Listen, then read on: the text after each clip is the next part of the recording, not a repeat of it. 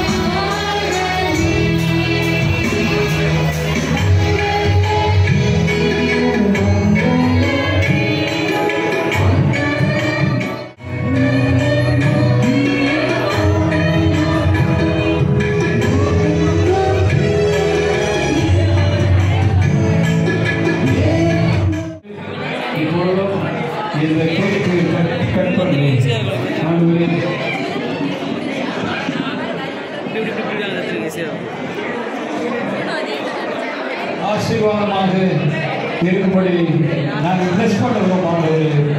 ஆண்டு நாமத்தில் பிளஸ்ஸிங் ஆண்டு